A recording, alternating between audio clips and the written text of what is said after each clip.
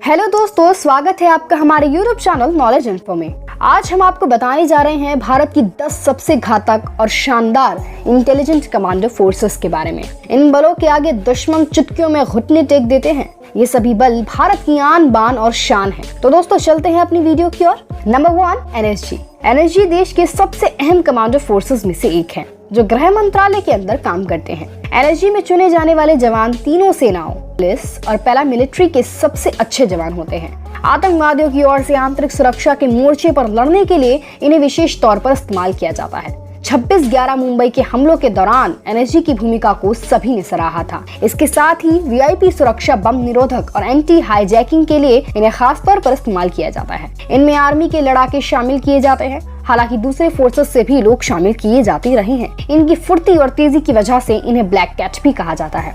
2, Marcos.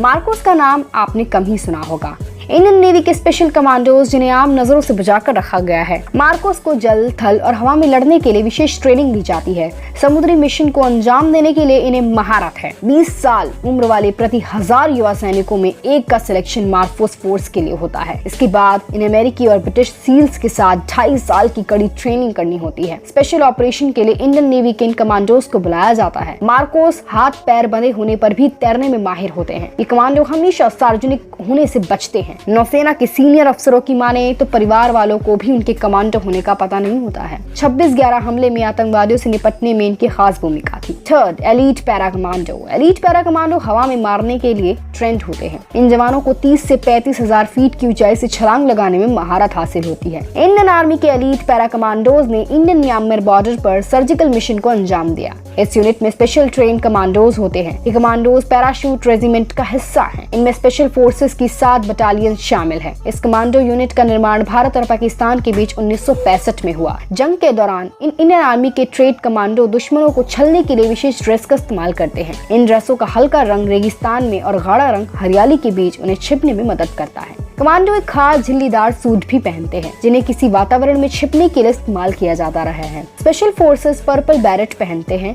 और इनकी Israeli टेओर assault rifle इन्हें पैरामिलिट्री फोर्सेस से अलग बनाती है। Number 4, SPG. एसपीजी को प्रधानमंत्री की सुरक्षा के लिए खास तौर पर तैयार किया गया है। हालांकि वह अपनी ट्रेडमार्क सफारी सूट में हमेशा दिखते हैं, लेकिन कुछ खास मौकों पर एसपीजी कमांडोज को बंदूकों के साथ काली ड्रेस में भी देखा जा सकता है। एसपीजी के जवान बहुत ही ज्यादा चुस्त और समझदार होते हैं।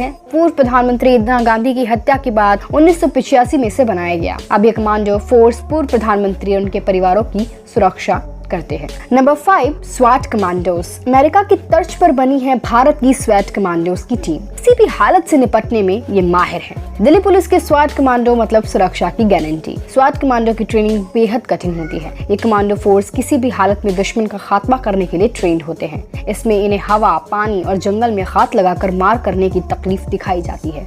आधुनिक हथियारों से लैस ये कमांडो रात के अंधेरे में भी दुश्मन को पहचान उनका खात्मा करने के लिए ट्रेंड होते हैं। आतंकियों और नक्सलियों से निपटने के लिए तैयार किया जाता है इनको। बता दें कि 2008 में मुंबई के हमले के बाद दिल्ली पुलिस के स्वाट कमांडोज का गठन किया गया था। Number 6, Garud commandos. Indian Air Force ने 2004 में अपने एयर बेस की सुरक्षा के लिए इस फोर्स की स्थापना की, मगर गरुड़ को युद्ध के दौरान दुश्मन की सीमा के पीछे काम करने के लिए ट्रेन किया गया। आर्मी फोर्सेस से अलग ये कमांडो काली टोपी पहनते हैं। गरुड़ जवान पानी, हवा और रात में मार करने की अनोखी क्षमता रखते हैं और इन्हें मुख्य तौर पर माओवादियों के खिलाफ मुहिम में शामिल किया जाता रहा है। Number 7, cobra commando.